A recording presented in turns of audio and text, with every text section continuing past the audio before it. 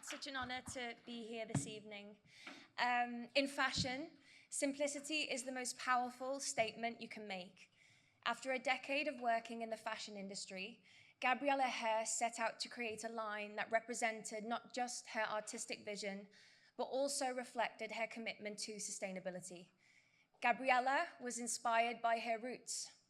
She was born in Uruguay to a family of ranchers who had worked the land for generations and used materials from the ranch to create long-lasting heirloom items. She wanted to bring that ethos and practice into her own work, cutting down on waste, eliminating virgin materials, sourcing dead stock items to reuse, and committing to making clothing of quality that will last for years. She is led by example, reimagining industry practices and looking for new and innovative ways to promote sustainability in her work.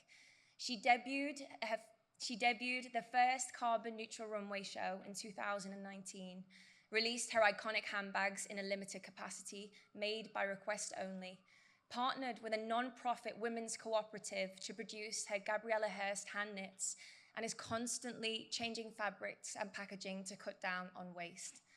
Nothing exemplifies her devotion to these ideals more than the effort she put into opening her flagship store in Manhattan, choosing to build with non-synthetic, non-chemical-based materials and recycling 90% of the material waste from construction. Gabriela Hearst has revolutionized the fashion industry by keeping things simple, and I am so honored to be here recognizing her tonight.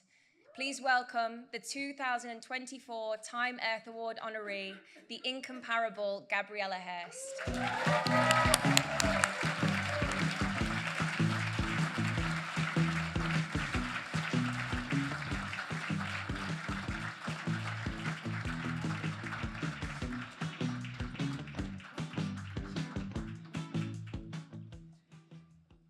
Thank you, Jodie, for your words. Thank you for being the master artist that you are. Artists and scientists hold important keys to get us out of the mess we have gotten ourselves in, so thank you. I stand with absolute humbleness to be honored among a goddess worth praying to daily, Jane Fonda, Robert Bullard, John Kerry, but I can't help to stand in awe, in respect, in reverence to Nemote. She holds true ancestral knowledge and intelligence.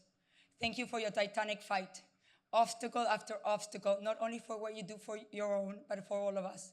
Gracias. Donde yo vaya, tú vas conmigo. And for those who don't know, in a city you need a wallet, but in the jungle a machete.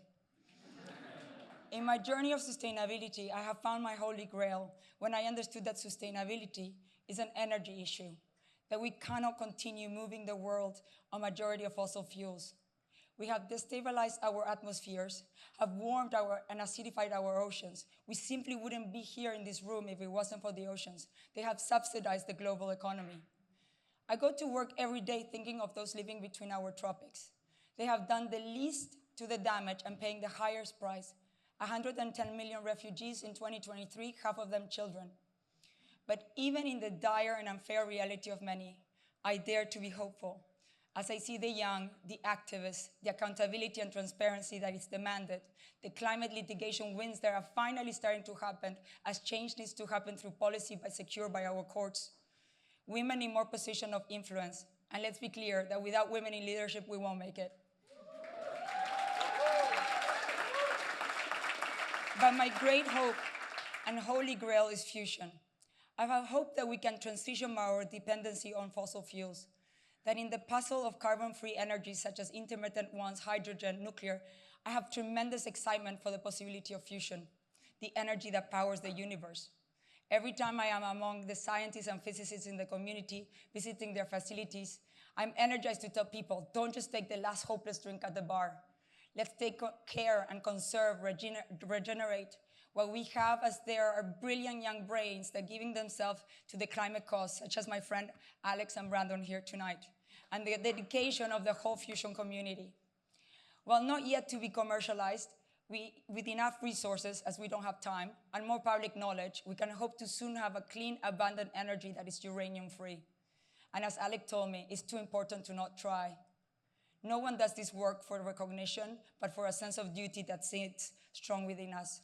So, as just a catalyst, one of many that are woken to their reality. Thank you for this recognition. I will empower my team and I to do more. So thank you.